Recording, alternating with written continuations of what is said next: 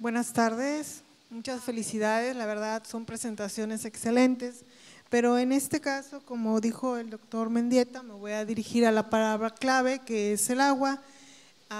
¿Qué está haciendo ahorita con agua en relación a lo que son sus descargas y aprovechamiento de agua? Porque sí veo diariamente vemos en el otro tema con gran tristeza, como cada día van desapareciendo nuestros cuerpos de agua.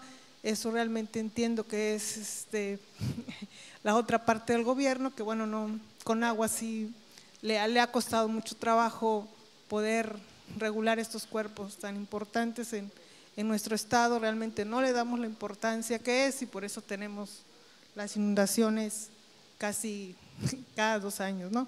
Entonces, bueno, yo me refería a que si tienen a corto plazo el monitoreo de lo que son la calidad del agua, las descargas de agua y lo que es el aprovechamiento de agua, porque vemos que ya a partir del año pasado en el Plan Nacional de Desarrollo ha sido también cancelado los permisos de libre alumbramiento, que aquí tenemos casi el Estado está muy libre en esto, ¿no?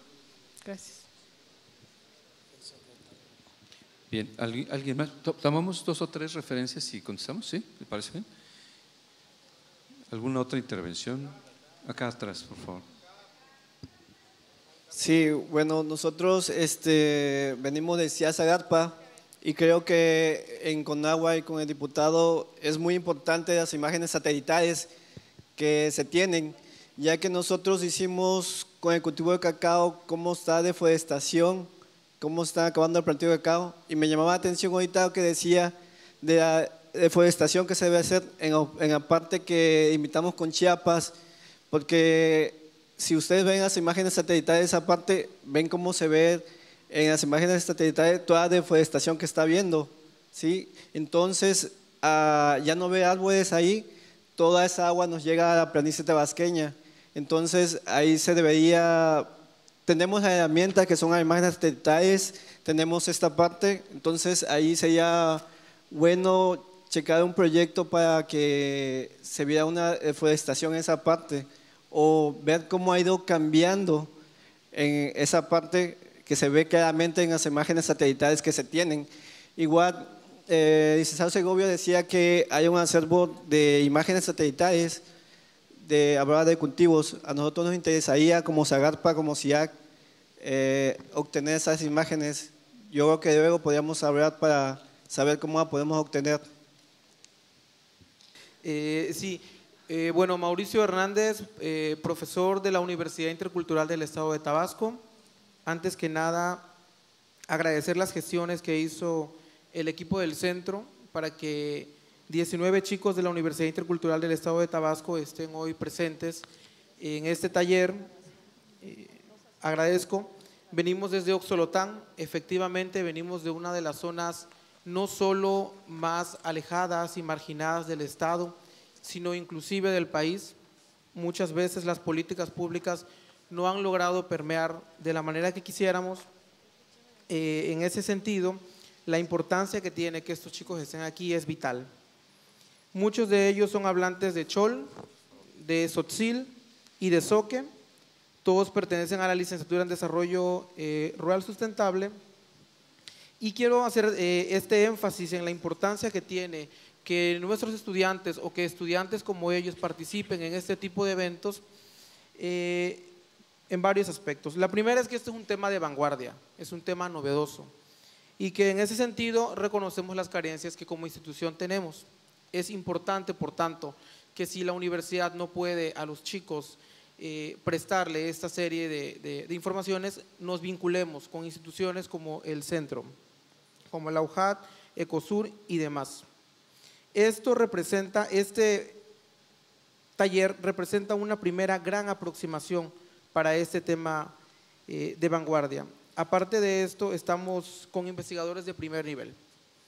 Pero quiero hacer énfasis en la importancia que tiene en que este es un espacio propiamente académico, pero a veces es difícil poder transmitir este mensaje. La importancia que tiene la información geoespacial es a veces muy difícil poder transmitirla a aquellos pobladores de las comunidades. Y en este sentido es importante que estos chicos estén aquí porque son ellos justamente los que viven allí, en esas zonas de desastre, en esas zonas que son alejadas, esas zonas que a veces inclusive los mismos investigadores pues solo vamos a conocer, los mismos académicos solo vamos a conocer a través de los sistemas de información geográfica.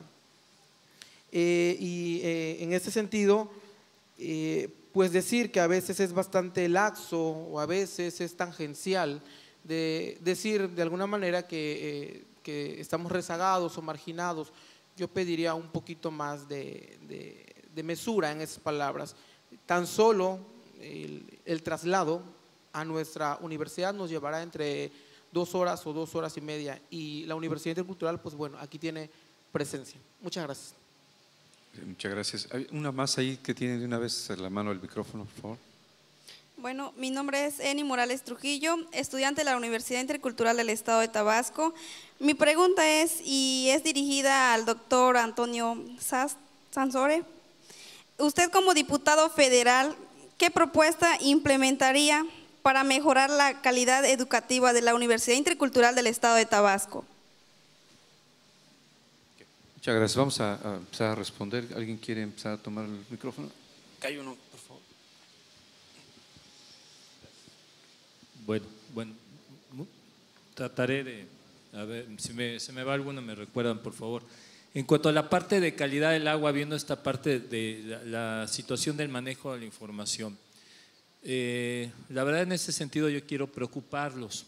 ¿Qué es lo que está pasando? La Comisión Nacional del Agua ve la carga bioquímica de oxígeno, así no se está viendo, por ejemplo, la parte de los parámetros físico-químicos. ¿Sí? No se está midiendo la parte de metales pesados y otro tipo de elementos como pesticidas en el agua. No hay una medición. Hay que reforzar esas redes de medición. Las redes de medición, la verdad, son muy parciales.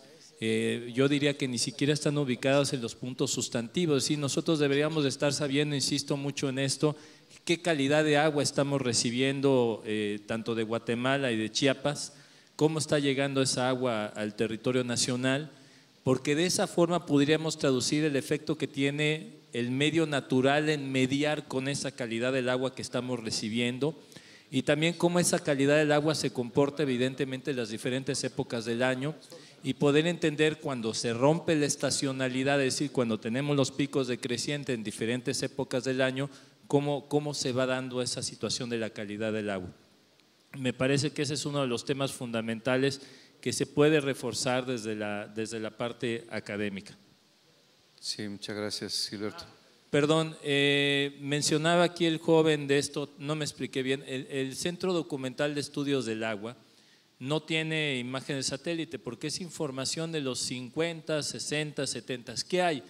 Hay planos levantados a mano de cómo era la topografía, la vegetación, antes de que en aquellos tiempos recordemos que había un grupo, una oficina de desmonte a nivel nacional que llevaba con tractores y se llevaba todo, no había nada de términos de impacto ambiental y demás. Entonces hay una riqueza de información de lo que era ese Tabasco antes de ese proceso de transformación del trópico húmedo, que mucho de eso puede explicar cómo nos está yendo actualmente en el término de las crecientes, yo diría hasta el manejo de sedimentos y me atrevería a decir hasta de la erosión costera y la pérdida y lo que es el proceso de hundimiento del territorio. Es decir, hay que reforzar esos sistemas de información, agarrar esa parte del pasado que no está que se tiene que meter en los sistemas de información actuales para poder comparar con lo que se tiene en estos momentos y poder desarrollar ese análisis desde la perspectiva pasado, presente y futuro.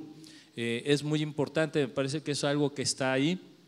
Esa es la inquietud de rescatar esa información y también tenemos mucho la inquietud de poner en acceso a la información. Hemos hecho un avance con la Universidad Juárez Autónoma de Tabasco, con el área de biológicas.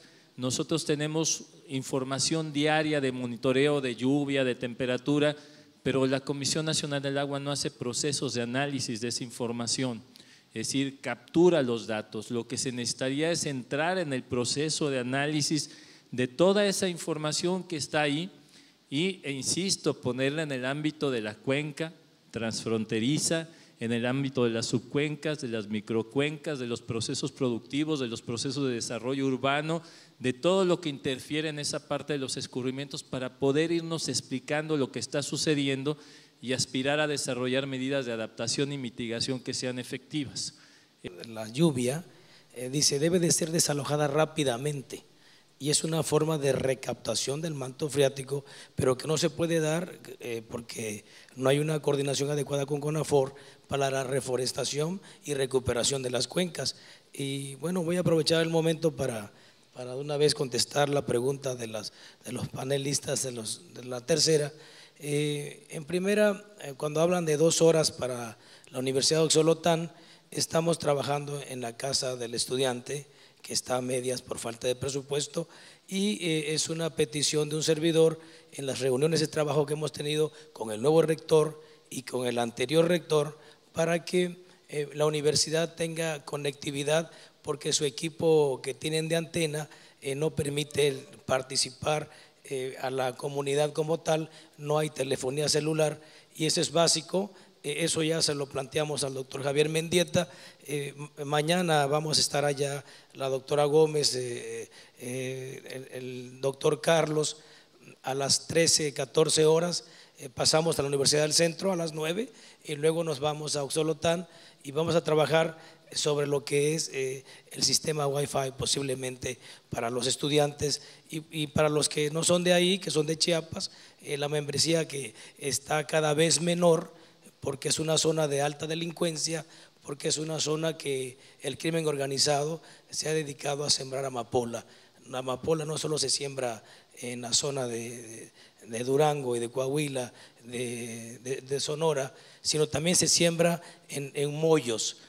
Yo conozco la zona perfectamente bien, hemos caminado la doctora Gómez y un servidor la zona de Moyos. Para muchos que son estudiantes de la universidad quizás no la conozcan, pero nosotros conocemos el lado de Chiapas y el lado de Tabasco.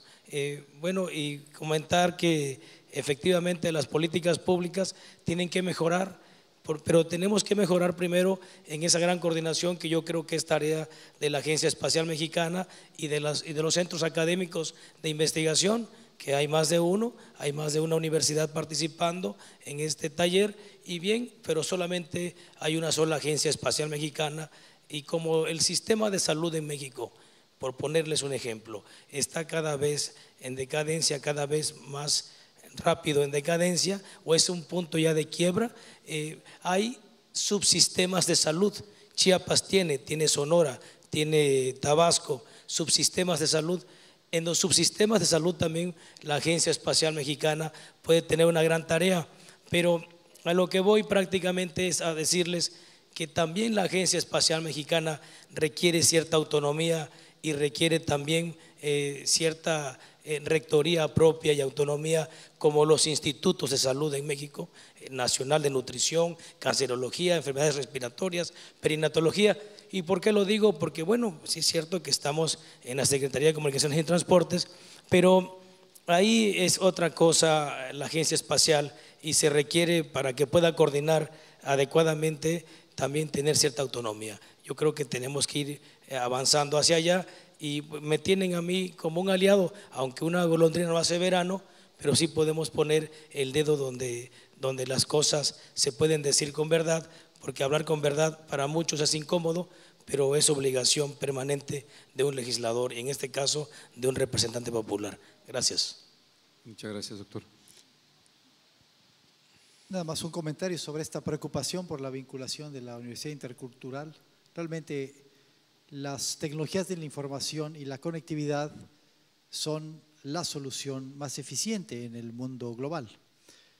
Por supuesto, el contacto persona a persona es muy interesante y es bueno vernos en los amigos, pero la mayor parte de las transacciones, no solamente a nivel personal o familiar ni escolar, sino las pequeñas y medianas industrias, es absolutamente importante que tengan conectividad, ¿sí? Que tengan, que ingresen a la sociedad del conocimiento de la información a través de los enlaces de comunicaciones y la banda ancha, que es lo que dice la Constitución política, la reforma actual.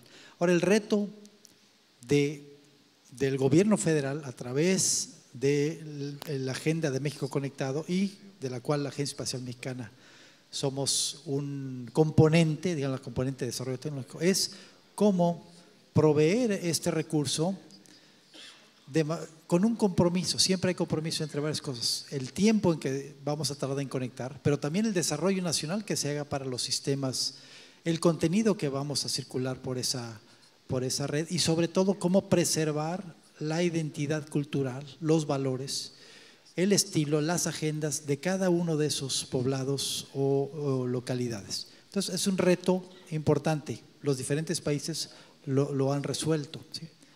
Conozco el caso de Francia, el caso de Canadá, porque Canadá es muy importante porque tiene identidades culturales muy importantes, pero la cercanía a Estados Unidos hace que se pongan en peligro a la hora de globalizarse. Para México pues no es muy diferente. Ellos tienen una población francófona, una población anglófona, y todos ellos de alguna manera han logrado posicionarse en la globalidad, pero preservando estos valores. Lo que México está haciendo hoy, Canadá lo empezó en 1996. Entonces es un ejemplo exitoso de que no es nada más copiar, no es nada más llevar cables y fibras y antenas y wifi y telefonía. Es una cuestión integral, y por eso es importante que haya esta multidisciplinariedad donde no solamente tecnólogos, científicos, pero también sociólogos participen en todas desde el principio. Una vez que está el sistema hecho, pagado y funcionando, y es muy difícil echarlo para atrás. Gracias, doctor. Bien, otra ronda más de preguntas. Creo que está interesante, pero también vamos a cerrar ya por el tiempo. Si no hay alguna otra, bueno, pues yo quisiera comentar una más aquí, por favor. Quisiera comentarle y preguntarle al doctor Mendieta cuál es su perspectiva también en cuanto a presupuesto y el apoyo que se tiene desde el gobierno federal o desde el Congreso en lo que estamos viendo hoy, que es una necesidad, una realidad que podría… Hay múltiples usuarios, prácticamente todos los sectores somos usuarios de la tecnología y de la información geoespacial, y sin ella pues realmente creo que estamos limitando mucho el desarrollo de los mexicanos. ¿Cuál sería esta perspectiva en el corto plazo y a largo plazo en la planeación que ustedes están visualizando, como ya lo presentó, pero no sé un poco más cuál es nuestra realidad, digamos? Bueno, hay un jugador de béisbol que decía: es muy difícil predecir el futuro, especialmente la parte que todavía no pasa, ¿no? La parte que todavía no ocurre. Entonces, ¿cómo predecir el futuro? Pero la mejor manera de predecir el futuro es inventándolo, creándolo nosotros mismos, ¿no? Por ejemplo, cito a un personaje que todos ustedes conocen, sobre todo los jóvenes, un gurú de las tecnologías de la información que usaba suéter y chanclas, que desarrolló varias cosas que empiezan con I y ya murió. Todos saben quién es. Su apellido era Trabajos, ¿no? Y es el trabajo el que hace al hombre. Entonces él decía: lo importante no es, cuando le preguntaban su mayor éxito, es el iPhone, el iPad, el iTunes. No, decía, no es ni nada de eso, es lograr haberle vendido a la sociedad algo que no necesitaba, ¿sí? Antes del iPhone, pues estamos contentos con nuestro teléfono celular, con teclado alfanumérico y display de LEDs, pero ya no podemos vivir sin él, ¿sí? Ya es casi política pública, ¿sí? Hay tablets, o sea, ¿quién iba a pensar hace 10 años que una tablet iba a ser más importante que un microscopio en una escuela, ¿sí? Y lo es, ¿sí? Afortunado o desafortunadamente. Entonces lo importante es construir el futuro y plantearse la idea: ¿qué pasaría si no entramos a esta tecnología? ¿Sí? ¿Qué pasaría si México no hubiera entrado a las telecomunicaciones? Si no hubiéramos entrado a la industrialización, ¿sí?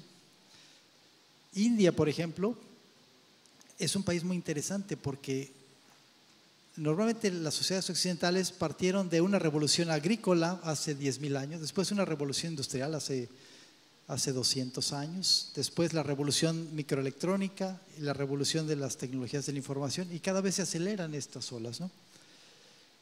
India pudo transitar directamente de una sociedad agrícola a una sociedad del conocimiento y la información. ¿Sí? O sea, podemos, bueno o malo, brincarnos todos esos estadios de desarrollo y decir, bueno, pues tenemos que brincar directamente a la era de la información, como lo estamos haciendo. Tenemos que brincar directamente al área espacial. Y esto suena un poco chocante, siempre la tendencia de invertir, recrear los modelos de países desarrollados, pero no se puede, ¿sí? No podemos reinventar la rueda o el transistor.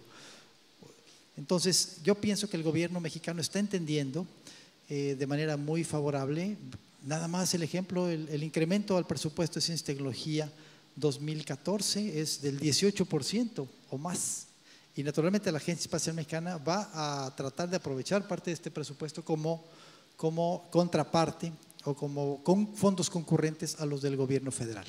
Las expectativas yo los veo muy favorables. Lo que les presenté aquí de los 1,000 millones de pesos por año, si lo comparamos con otros gastos, que ni siquiera tiene caso mencionar, es muy poco para la ganancia directa y la ganancia indirecta. Recuerden, el espacio soluciona necesidades al tiempo que crea empleos y crea tecnología, independencia, soberanía, seguridad, etcétera, ¿sí?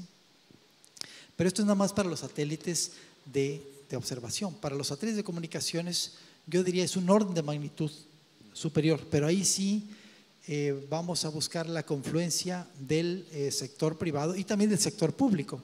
Las inversiones directas del gobierno mexicano en lo que es espacio han sido predominantemente en comunicaciones, que son satélites de telecomunicaciones. De ahí que estemos sectorizados en la Secretaría de Comunicaciones y Transportes. Esto de la agenda digital, el acceso a la banda ancha y naturalmente una demanda, porque al final,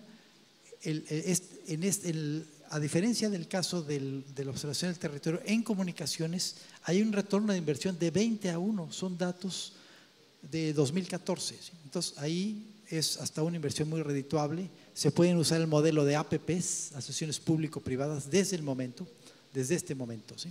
Entonces mi perspectiva es optimista. Naturalmente esto tiene que estar en el Programa Nacional de Infraestructura. La Secretaría de Hacienda tiene que autorizar, tiene que darle, ponerlo en la cartera de inversión 2015 y por supuesto el Congreso lo tiene que autorizar. Entonces en todos esos frentes hemos ido teniendo éxitos y yo soy optimista de que vamos a lograr estos recursos, empezando por los de observación, porque también decimos es muy poquito en la Agencia Espacial Mexicana el presupuesto, pero es normal, o sea, ninguna cosa debe nacer en el penthouse, tenemos que ir escalando piso por piso y dando credibilidad y visibilidad y convirtiéndose en una instancia de interés al país, que aparte provea cada vez más autonomía, más independencia y más soberanía, con el compromiso, por supuesto, de estar en una sociedad global.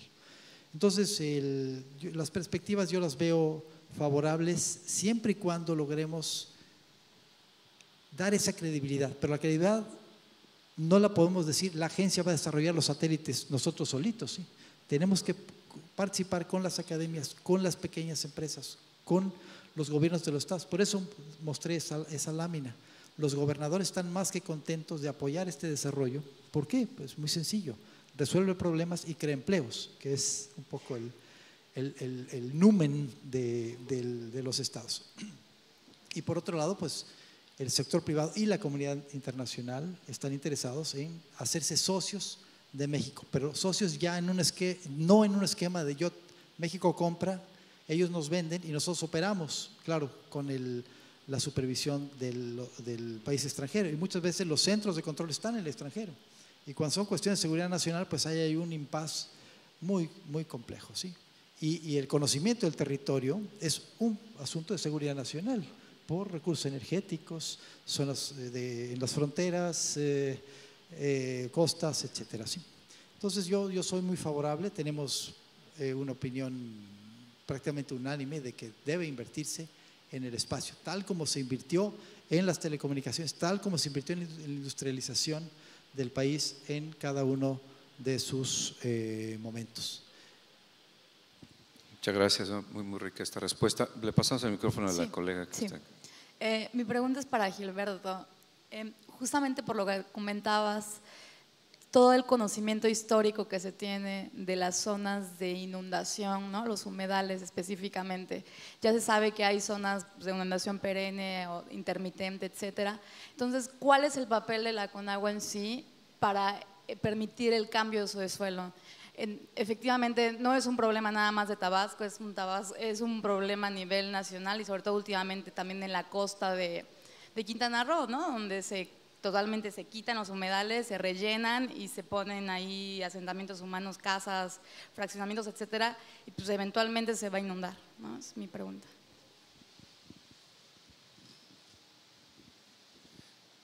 El gran problema de la conservación de los humedales es la falta de sistemas de información integrados. Debemos de entender que, por ejemplo, que la federación puede resguardar aquellas áreas que están conectadas de manera permanente, no intermitente, permanente a un cuerpo de agua propiedad de la nación. Y aquí es donde entramos en una serie de dinámicas con el Estado y los municipios que no se han venido a resolver, precisamente porque no se tiene un sistema de información integrado con la escala necesaria que nos permita ver esas áreas. Es decir, las escalas todavía son demasiado grandes. Entonces, eso hace muy ineficiente el proceso administrativo y de control de las áreas de estos humedales. Y eso lo hemos observado de manera continua. Entonces, lo que deberíamos de aspirar primero es a tener ese sistema de información unificado. El problema es que esas áreas que son intermitentes no quedan muy bien amparadas tanto en ese vacío legal de la federación como en la parte de las administraciones tanto estatales como municipales. No queda totalmente amparado este tipo de procesos. Y evidentemente tampoco se da ese vínculo de que, por ejemplo, el que autoriza la obra pública se vea obligado a revisar ese tipo de mapas y esa identificación de los sistemas de información. Y ahorita el problema es que aunque lo obliguemos a revisar, tal información no existe con el detalle como para tener la toma de decisiones. Es decir, hay un gran vacío en el tema de generar un sistema de información de los humedales con la escala a nivel municipio, localidad, colonia, que permita tomar este tipo de decisiones y evitar que se sigan cometiendo los errores. Muy rápido, no sé si lo logre contestar su pregunta. Les voy a dar un detalle muy sencillo. Hay una serie de arroyos que ya quedaron dentro del ámbito del área urbana de la ciudad de Villahermosa, cuya dinámica natural ya se volvió pluvial, pero esos como no están ni al amparo de la federación, porque como ya se bordeó toda la ciudad, ya no hay una conexión permanente, tampoco están al amparo del Estado y tampoco están al amparo del municipio. Es decir, hay muchas partes que se deben de hacer tanto en identificación de sistemas de información con mayor detalle de esas áreas, como también se deben de modificar la reglamentación tanto de lo que veíamos a nivel estatal y municipal. La ley orgánica municipal debería modificarse para meter este tema de los humedales, por ejemplo. La ley de obras públicas del municipio debería de tener esa parte. Es más, nosotros llegamos hasta ver de que debería de haber hay un responsable de obra, por ejemplo, en términos de ingeniería, pero debería de haber en el caso de Tabasco un responsable en términos de hidrología, por ejemplo, que se diera cuenta claro y pudiera hacer un peritaje cómo opera esa microcuenca y cómo se altera a la hora de rellenar, sesgar y modificar.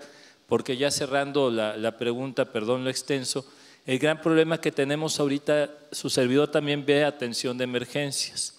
Y estamos llegando al grado en la ciudad de Villahermosa de que tenemos un área que se inundó por precipitación y tenemos que bombear a otra área porque se perdió la conectividad del humedal, porque se fraccionó, porque la precipitación que lograba manejar de manera normal ya no puede porque alguien hizo un relleno, porque ya no se comunica con el río, se tuvieron que instalar sistemas de bombeo de hasta más de 1000 litros por segundo en algunas zonas con un altísimo costo. Y hay áreas donde hay que hacer bombeas a una zona que inundas y de ahí bombeas a otra zona. Es decir, hay graves problemas en ese sentido que hay que trabajar en términos de modificar las reglamentaciones locales. Espero haber contestado. Gracias. Sí, muchas Quitar gracias. 5 Bueno, años, pero si el moche fue de 20 millones de pesos, pues ¿qué importa que me inhabilites 5 años? ¿no? Pero si te meto a la cárcel 5 años, como que te vas a medir. Entonces la pena debe de ser corporal y no administrativa, y es una realidad. Lo que está el río Samarcanda, que nos inundó en el 99, es el arroyo Samarcanda, hoy de aguas negras, ni siquiera de aguas grises. La ciudad tuvo autorización de la que X arquitecta, me reservo el nombre, y que firmaba. No defaunaron la Plaza Europa, no hubo defaunación. Eso es un delito, llegar y rellenar, y toda la fauna de ahí queda sepultada. O sea, hay muchas cosas, si no integramos no vamos a avanzar. Yo creo que hay tanto que hacer que sí es más que necesario que tomemos conciencia que nos estamos llevando el mundo de nuestros nietos. No se vale. muchas gracias. Pues bien, pues cerramos el panel, ya nos pasamos de la hora.